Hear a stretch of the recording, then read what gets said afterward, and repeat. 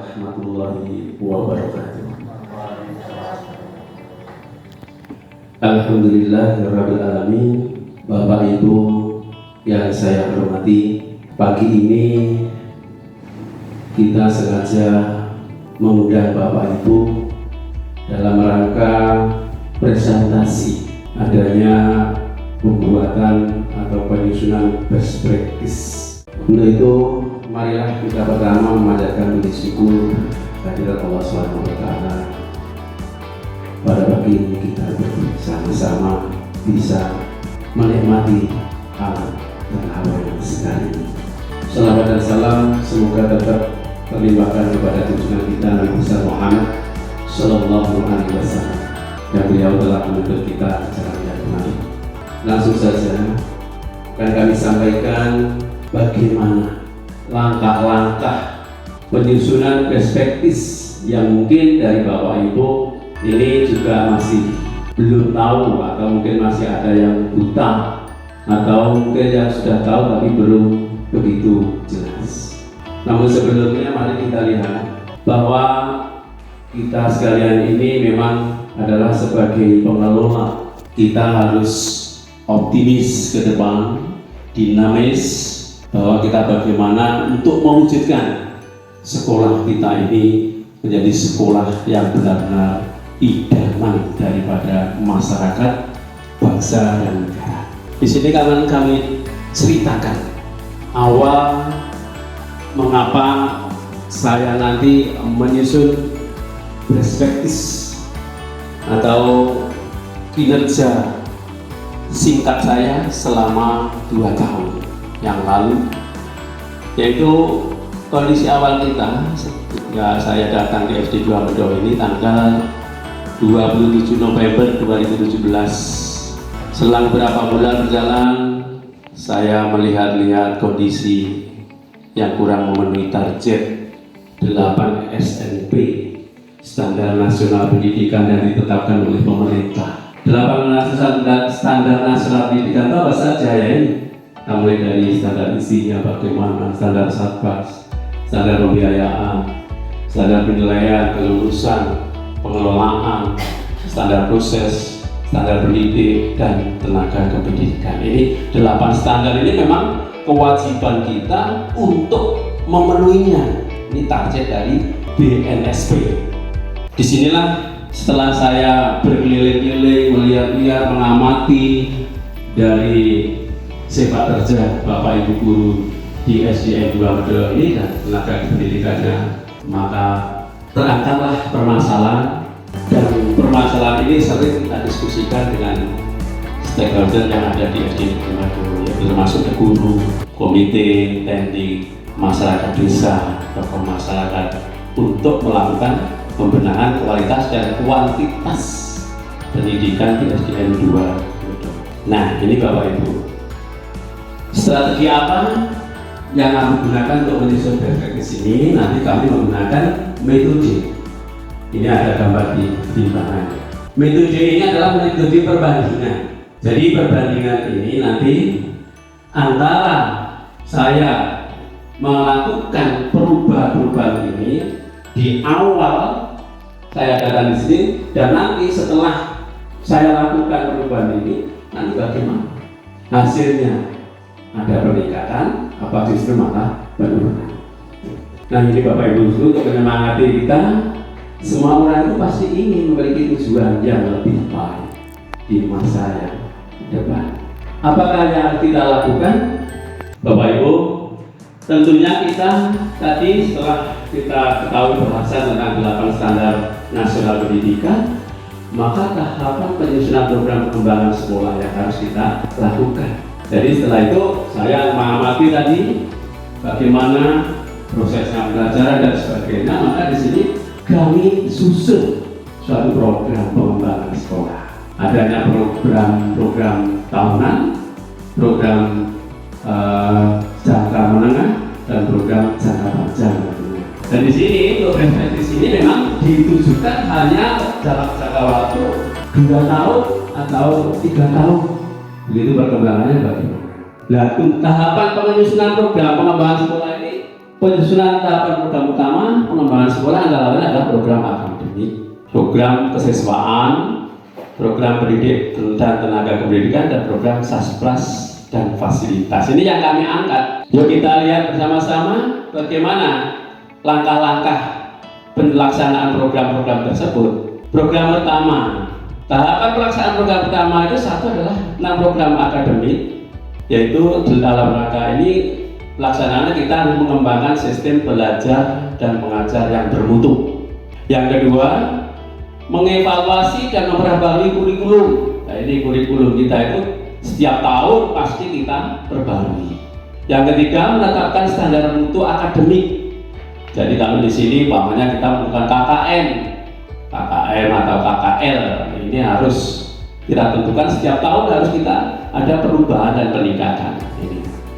Yang keempat, meningkatkan pemenuhan buku dan sumber belajar. Nah, ini juga penting. Jadi sumber-sumber belajar itu harus kita tingkatkan terus, termasuk lingkungan belajar kita.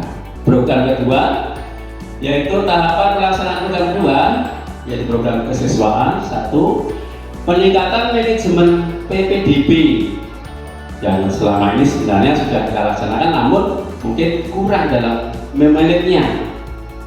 Kadang-kadang kita kelengahan tentang calon siswa baru kita.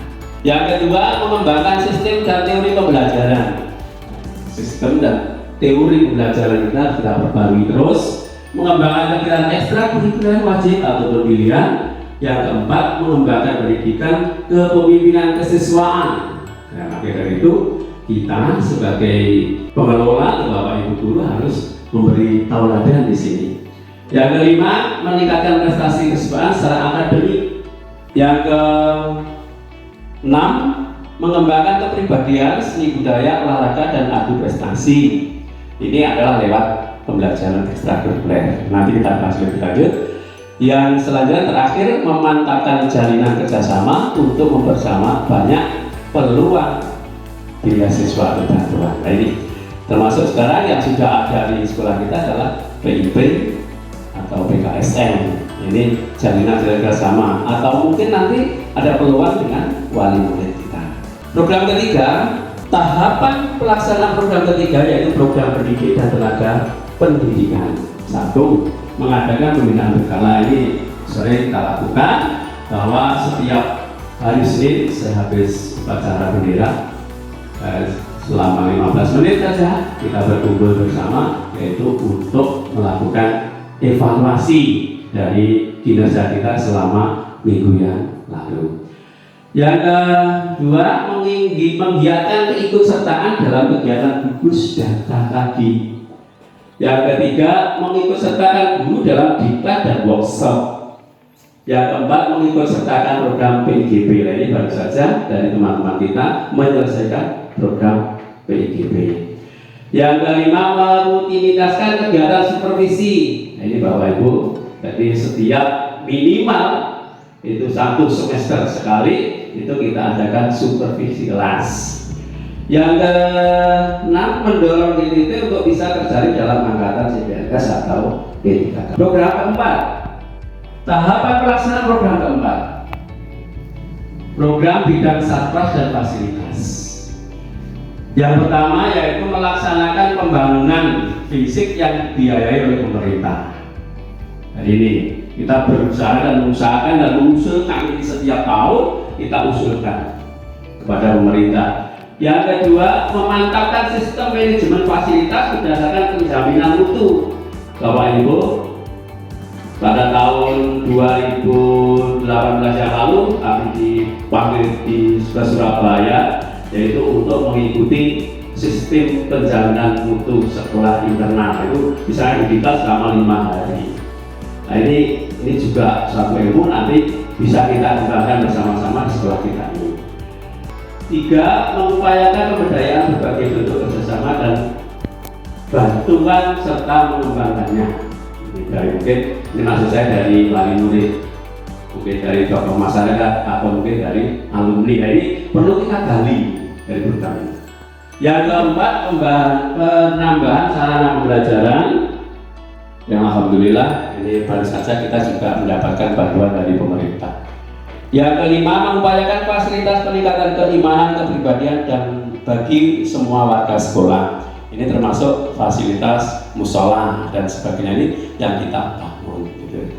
Walaupun belum sempurna, insya Allah ini sudah bisa kita pakai. Insya Allah kita sempurnakan dalam hal pada tahun-tahun ini. Dan terakhir, mewujudkan keindahan, kenyamanan lingkungan pembelajaran dengan program Green School atau sekolah usia ini green banget.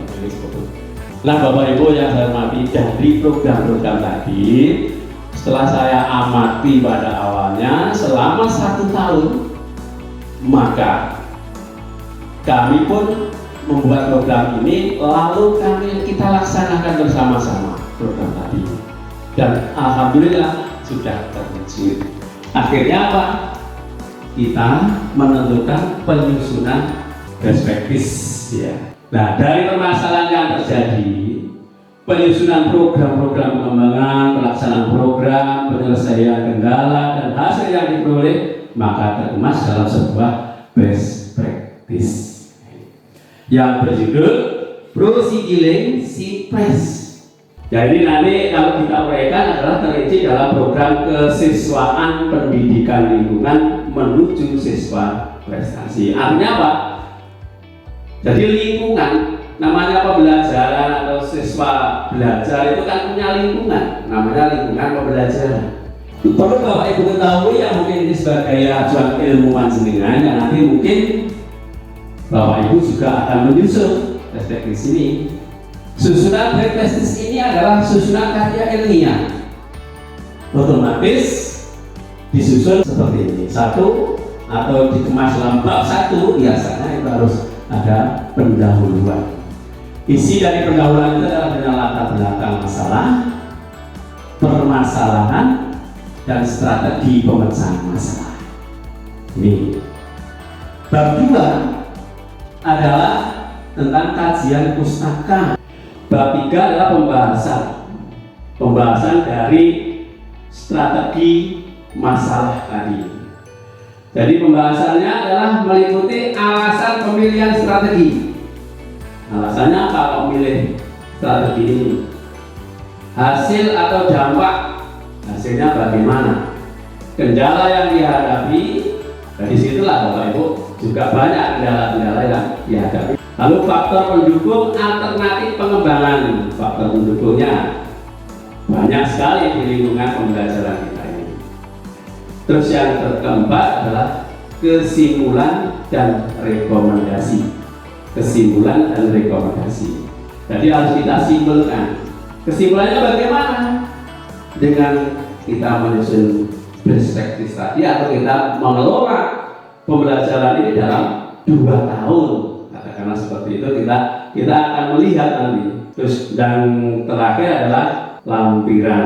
Nah, Bapak Ibu, dalam perspektif yang saya susun, yang sudah jadi, bisa kita simpulkan bahwa selama saya menyusun program di awal tadi sampai, yaitu mulai tahun 2017 sampai tahun 2019, jadi yang saya buat ini, maka saya menyimpulkan hasil penerapan manajemen Prosigileng Sipres ini menunjukkan bahwa terjadi peningkatan secara signifikan terhadap kegiatan dan prestasi siswa. Yang kedua, terhadap kualitas proses pembelajaran. Yang ketiga, terhadap kelengkapan saspras dan fasilitas. Dan yang keempat, produktivitas manajemen lingkungan pembelajaran kita. Di tahun ini dan kita lakukan bersama-sama nanti mendapat ridho hidayah dari Allah Subhanahu wa Ta'ala. Amin. Akhir kata, billahi taufiq wal hidayah. Assalamualaikum warahmatullahi wabarakatuh.